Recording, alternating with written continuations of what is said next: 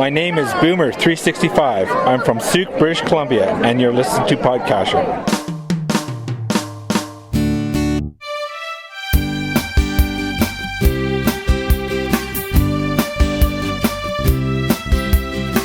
Hey there, hello, and welcome to another PodCacher podcast. We are glad you're here with us for show 897 for February 17th, 2025. And no matter where you are in this world, hopefully you had a little time to do some geocaching with friends, family, or complete strangers. Well, we had a lot going on this weekend. This is Valentine's weekend. And tonight, Sunday, before we recorded the show, we went out for a nice date night and had some sushi. Sushi, one of my favorite meals, absolutely. And you know what? You guys need to know this. Over time, Sandy has become more of a sushi appreciator. I've come around, I have to I mean, say. when we first were married, I was having sushi and you were like turning your nose up thinking you wouldn't like it. But now, tell us what happened, honey. I like it now. Okay. And I keep trying new kinds and I like them. She's exploratory. Yes, for sure. Well, Saturday was another busy day. That was yesterday for us here. Sandy had a spa day with a friend, and she described what that was like to me. And I personally, I just haven't had the opportunity. But she came back quite relaxed. Yeah, my friend invited me up to a spa where she's a member, and she arranged for both of us to have massages, which was amazing. And then we just hung out around the pool and had lunch and just had a great time catching up. You know, that sounds like a great thing to do after geocaching, right? You have a long day of geocaching. You go relax at a spa? Yeah. Well, my day, the same day, was with scootering with Selah, doing some cache maintenance, being a little disappointed at finding some of our more creative caches have gone missing. And I really suspect, maybe I'm just being cynical, but I really suspect somebody's picking up some of these things because they're cool. And because this isn't the first time it's gone missing, unfortunately. And Saturday night, another Valentine's thing, my parents, at the place where they stayed, there was a Valentine's dinner for the community. And they were especially honored because this year will be 65 years of marriage for them. Yeah. So they were asked to share. They did a great job of sharing. They shared a little bit about their story, and we were able to be there too. But even with all that Valentine stuff going on, we have a great show planned for you today. We have a discussion about the upcoming Treasures feature. Also some news about the player dashboard updates. Geocaching and poetry, and a special celebrity guest. Operation Worldwide Cache Hide announcement, and much more. All right. First up, greetings from down under in PodCacher email.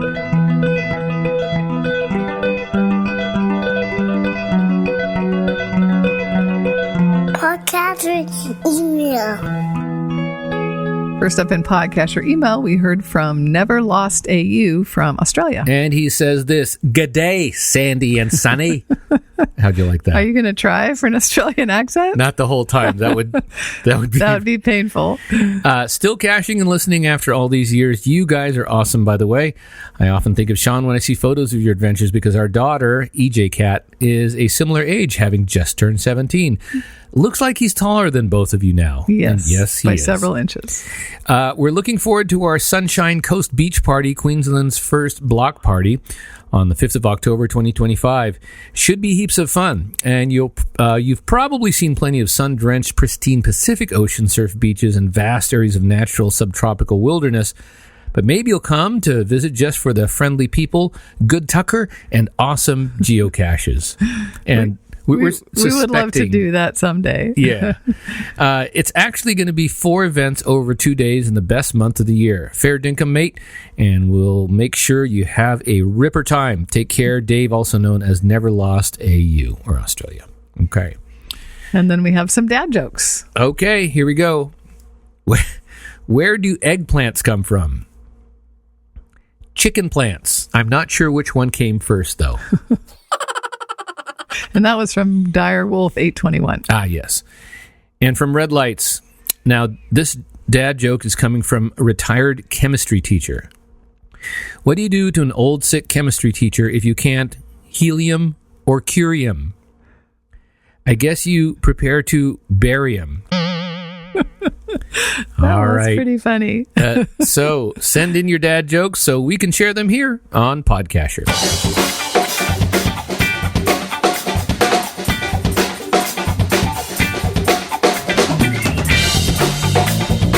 There have been a number of updates and announcements out of Geocaching HQ over the several past few weeks, and we're going to chat about some of those today. So first, the announcement that treasure collections are coming March 17th. Mm-hmm.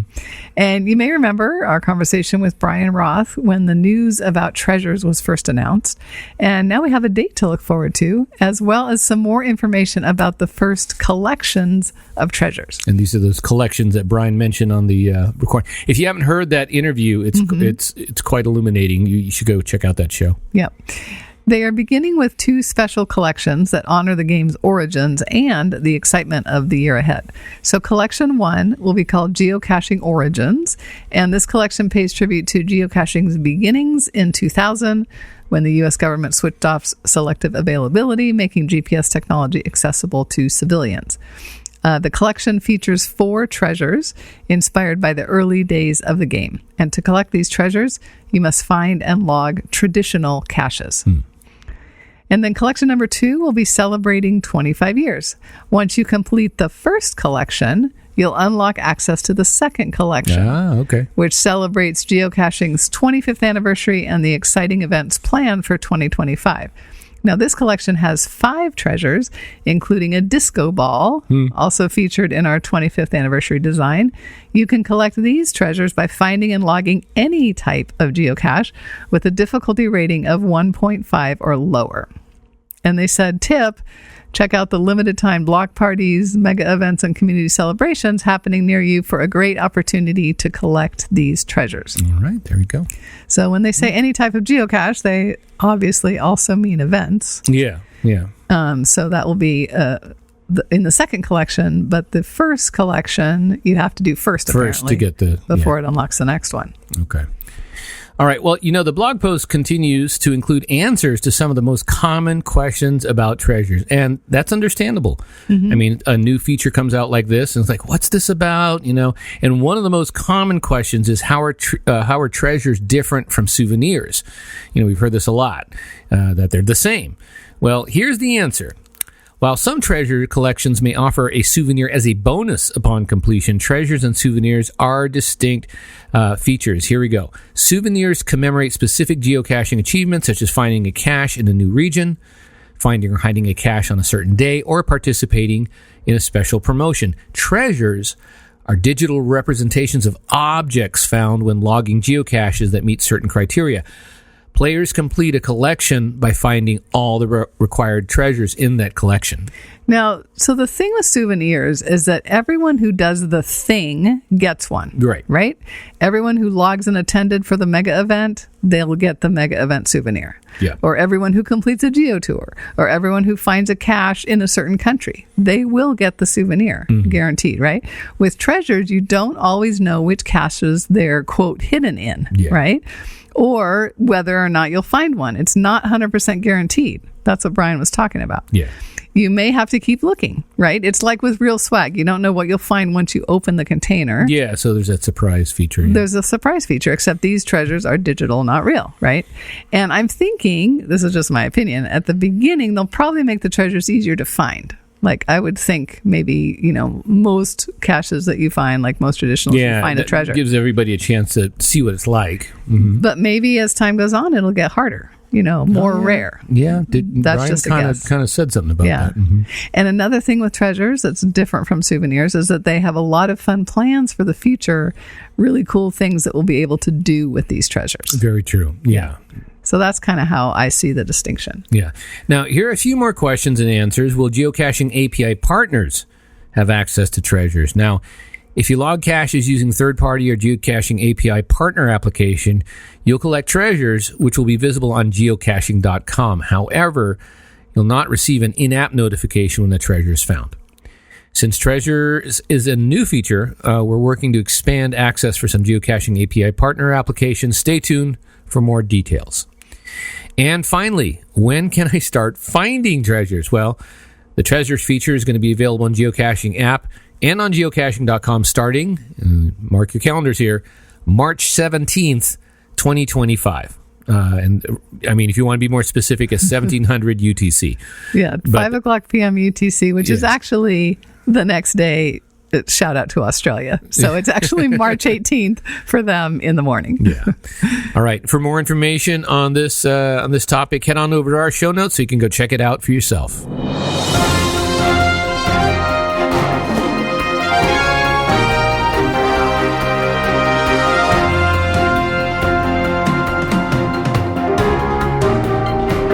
Geocaching and GPS news. Here at PodCacher, we want to make sure that you, as listeners, stay up on all of the geocaching news. And next up, we have some updates on Player Dashboard. Right. There was a release from Geocaching HQ, which included updates to the Player Dashboard on the geocaching website. Mm-hmm. So here's what they said. With today's release, we've added new functionality and made several styling updates to the Player Dashboard. So there are several updates to the event widget. If you know what the dashboard looks like, it's on the right-hand side. So event start times are now visible, which seems super helpful. Like you can see right away, especially if there's multiple events in a day. Yeah, you can see what the starting time is. Events can be sorted by distance or by time, and then there's a slider for selecting distance radius. Previously, you could only pick like 1, 5, 10, 20, but now it's a slider, so you can select any distance. And changing that sorting or the distance slider can be accessed via a settings icon that you can click on. And then in the recent activity widget, they've made it so you can see the cache type, the GC code, and the location without having to expand the line item. Nice. It used to be that you'd have to click the little down, but yeah. So that was nice. There's some new quick links over on the right hand side to geocaches nearby, to a search map that opens that up, and also to the Geocaching 100 tips. And then they've just made some styling updates, reducing sizes of images and getting rid of unused white space, basically. Okay. And I think also working to support smaller devices, so the columns will shrink in width. So you can read all the details in the release notes, and we'll put that link in the show notes as well.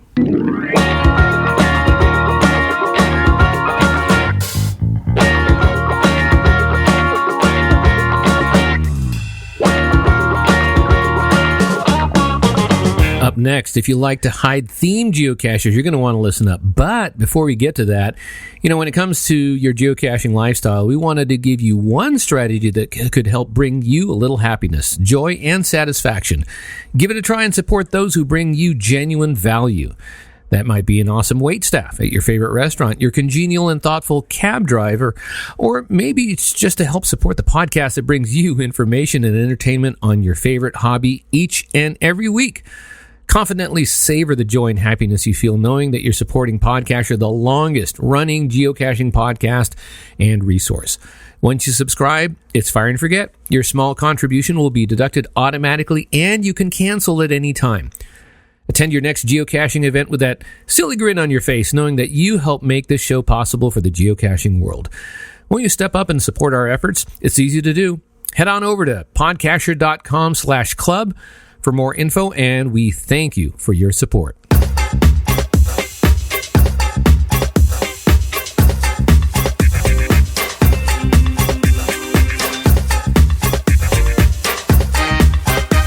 Next up, we have an announcement about an organized worldwide mass cache hiding project you might be interested in. It comes from Nancy of the Deadliest Cachers and Geocaching Central. Attention all geocachers, it's time to start designing your cache containers and finding a great hiding spot for the 3rd annual Operation Worldwide Cache Hide. This year's theme is sci-fi, with the mass publication of geocache hides taking place on Sunday, May the 4th. Nice. Star Wars Day. Yep. All participants will receive a virtual badge that they can proudly display on their geocaching account profile page, in addition to their cache page being placed on the official bookmark list. For complete details, go to geocachingcentral.com and click on the Operation Worldwide Cache Hide icon. All right.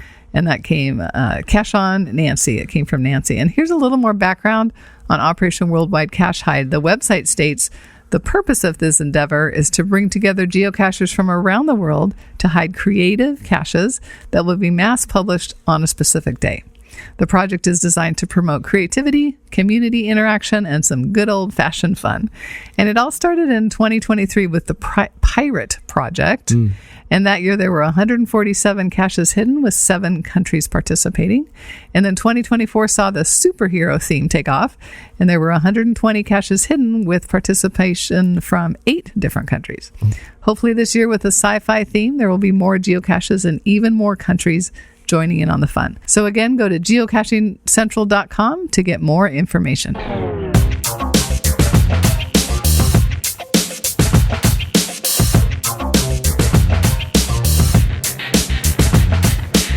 All right, a little update on the geocaching app. This recent update is a favorite points on logs feature, and here's what they said. With today's release, we're adding an indicator in the geocaching app to any past logs that have added a favorite point to a cache. This is available for iOS 9.69 and Android 9.65. So from any cache details page, tap on past logs. On the logs, you'll see past finders who've given this cache a favorite point. And this feature was previously available via the experimental feature menu for iOS premium members. And with this release, they're graduating this feature to be available to all. Head on over to our show notes. You can check out the link so you can go check it out for yourself.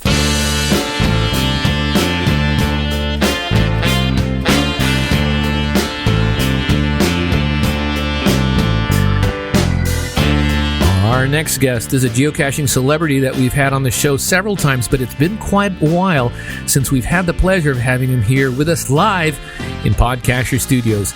It is, however, understandable. He's been touring the world to sold-out shows displaying his unique talent to pack stadiums filled with geocachers with a good taste for one of the finer aspects of caching. I am, of course, speaking of geocaching poetry. As most veteran geocachers know, geocaching poetry has been growing exponentially over the last decade or so. It's become the go-to staple of geocaching philosophers, songwriters, and artists from all walks of life.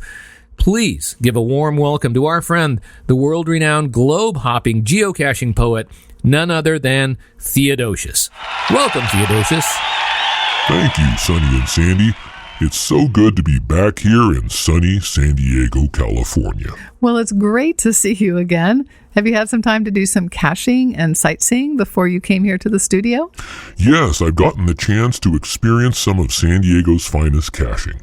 I found a few in Mission Bay, several on Fiesta Island Dog Park, more on Coronado Island, and a select few in Balboa Park. By the way, there is a superb adventure lab in Balboa Park called Mystery Included. What an experience. I highly recommend. Of course, I had to stop by In-N-Out Burgers to get my favorite animal-style double burger. Oh, it's been far too long. That's great, Theodosius. Well, tell us, what have you been up to, and how is your geocaching poetry world tour going? It's going well. As you mentioned, I've been reading my poetry to packed-out stadiums full of my most loyal fans. They are such wonderful people. Oh, and I have to say, I've met thousands of your listeners along the way, too. They told me to tell you hi. I do have to say that out of all the geocachers I've met all around the world, I've noticed that PodCacher listeners are by far the most creative, intelligent, and good-looking geocachers anywhere. Isn't that the truth? Well, I hear that you have some of your world-famous geocaching poetry to share. What do you have for us today? Today, I've got 3 of my favorite poems, each a different genre. I have a haiku, a limerick, and I thought I'd finish up with a short sonnet. Wow, that's great. All right, without further delay, for PodCacher listeners, an exclusive private reading from the world-class geocaching poet, Theodosius. Take it away, my friend. Thank you, Sonny. A geocaching haiku called The Prize. Coordinates lead. Through sun, rain, or frosty air. A geocaching prize. Wow, that was great. I mean, the imagery, the juxtaposition of ideas and emotion. I mean, just wow. Thank you, Sandy. My next poem will be a geocaching limerick called Silly Lou. There once was a fellow named Lou, whose GPS signal was skewed. He searched high and low, where the wild winds did blow, but the cache was right under his shoe. Theodosius, that was absolutely sublime. I'm really impressed how you cleverly tied elevation with footwear. Thank you, Sonny. Alas, we are at my final poem for today anyhow. This will be a beautiful geocaching sonnet I call The Thrill of the Search. Through woods and fields, my GPS in hand, I seek the hidden prize, a treasure small, a secret world where nature's beauty spanned unfolds before me, answering my call. Coordinates guide, a cryptic clue I trace, each step a thrill, a puzzle to unwind. The thrill of a search, the joy upon my face, when at last long the hidden cache I find. A log to sign, a moment to record, my name among the seekers far and near.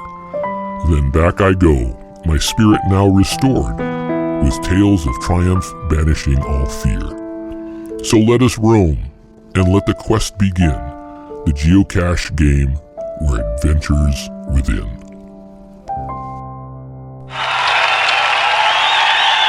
Wonderful. I think that is one of my favorites. Beautiful imagery. What inspired you to write that one? Yes, I was geocaching out in nature one day and was simply reveling and savoring the experience. Do you know what I mean? Not just some simple, unimaginative, mundane, uninspired lamppost cache that shrieked of grinding metal on another nameless blacktop. No, this was nature's beauty, a fleeting moment to be treasured, and so I captured it best I could in, of course, a poem. Well, thank you, Theodosius, and I'm so glad you could stop by our studios for a visit. Now, I know your bodyguard detail and limousine are right outside waiting to whisk you away to your private jet. Where are you headed next? Actually, my lawyers prevent me from disclosing my next stop. All I can hint is be on the lookout.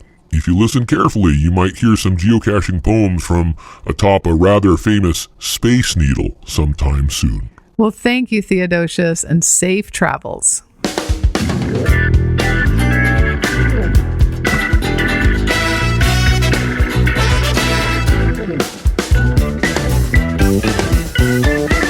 So a recent blog post on our website was all about ways to try to prevent lazy loggers. Mm-hmm. You know, those ones that just say TFTC or something like that, right. Or even just an emoji. You know, how to encourage longer and better geocaching logs. Mm-hmm. And we also talked about, you know, how we ourselves could do more of that, right? That's true. And we got a few responses and wanted to share this feedback. All right. Flagman said this: my logs generally reflect the quality of a cache. The higher quality of the cache, the more elaborate and creative I try to make my log. I see caches as being a gift from the cache owner to the community, and logs being a gift back to the cache owner. Not all of these gifts are equal, but the effort with the log should reflect the effort you put into the cache. Well said. Yep. Deal Farms commented, when we started, we left a lot of lame logs. Over time, we improved our logs. After we placed our first hides, we really came to realize how much fun a good log was to read. Mm-hmm. We decided to up our game. Our logs on these two caches, and we'll include links, are good examples of the logs we try to leave now. If you find them interesting, you can follow our adventures on Facebook at Geocaching with Deal Farms. All right, and Honky Hicks said this: we hid this one back in 2011, and it's still active today in South Carolina. We're encouraging finders to leave their log in the poetic phrasing of AABBA, a limerick. Wow, Theodosius should go find that one. He should. While it's just a simple park and grab, it offers a break from an interesting interstate drive, while also being near a historic cemetery. Those that choose to follow instructions have left some very creative prose. We'll put a link in the cache on the show notes so you can go check that out. Yeah, you can go through the logs. And, you know, a lot of them, of course, are just simple logs like you might expect. Yeah. But as you scroll down, every once in a while, you'll find someone who actually wrote a limerick, gave it a try and wrote a limerick. Yeah. Actually, I didn't ask him. Maybe I should go to that cache page and see if Theodosius already found it. Oh, yeah. You could go look. Yeah. So yeah, these are all creative ideas, and the one about the poetry, we're actually gonna to revisit that in games and contests coming up soon. PodCacher, games and contests. Here at PodCacher, we love to play games and contests that gives you guys opportunities to win groovalicious swag. Well, it is time for a new contest, and in keeping with the poetry theme, we would love for you to send in your favorite geocaching poem. Yes. Now, this won't be a judged contest. No. Just by sending in any kind of poem, you'll be entered into the drawing to win a prize. It has to be, a reasonable poem, though. Yes. Right? It can't just be one word or something. Or just a line or something like that. It's got... Yeah. And if you can, to stick with some of the more typical, right? So like a haiku or a limerick or a ballad or a sonnet, iambic pentameter, whatever. All that stuff you learned in English in high school. You got to go look it up again and try to, right?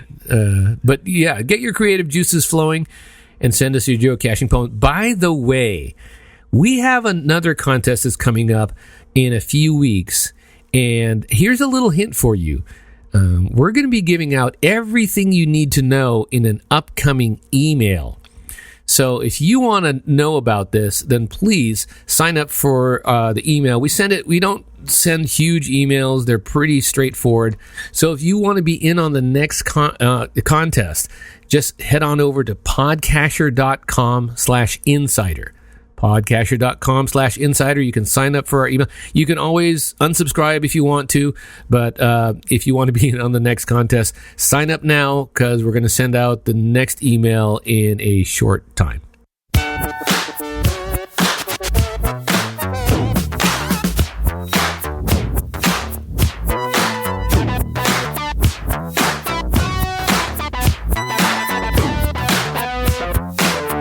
And that theme song means we are done with the geocaching goodness, at least for today's show, and it's now time for a quick Selah update.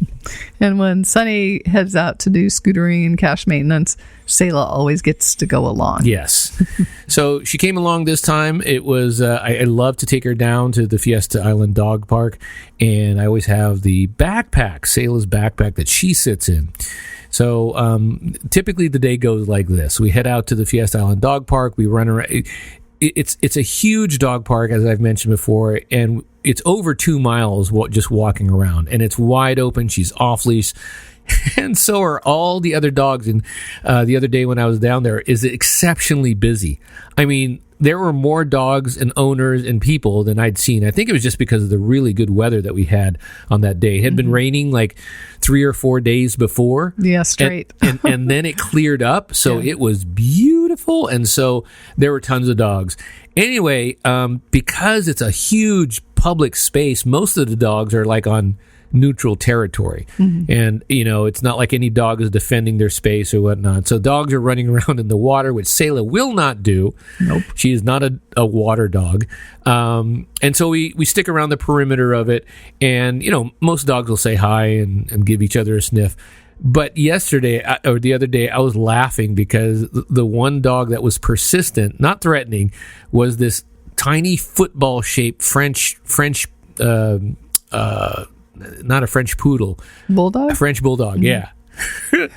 And it was kind of sniffing Selah, and Selah would just have nothing to do with these dogs. She's a very, I don't know. I wouldn't say antisocial. She's not mean. She just stays away. And so she was using me as a block, going on one side of me. And this Frenchie just wanted to say hi and make friends. But Selah would have nothing to do with it. Anyway, we continued around. She was wearing her pink sweater. I got a couple pictures I'll share with you if you want to go take a look at them. But a wonderful day. And then after that, we did some geocaching maintenance while scootering, and Selah's in the backpack and just kind of chilling out there. That's usually enough of a day for her because she hasn't had her nap. Then she gets tired out, right? Yeah. I mean, because she's been awake the entire time. So on the way home, she's just tuckered out next to me in the car seat, just snoozing away. But I think it's one of those that, it's a great day for a dog because she got to explore. Oh, and I forgot to say, she was chasing down this lizard. Oh, that's right. On Fiesta Island. And fortunately, she didn't catch it. But it's just, full of critters and stuff like that. Okay, guys, that's going to do it for today's show. Hey, thank you once again for being part of the PodCacher audience. Do us a big favor, though. We really do appreciate it. Please tell the geocachers about the geocaching goodness we bring you guys each and every week. All right, guys, get out there, find those caches, but stay safe, and keep on caching. Bye.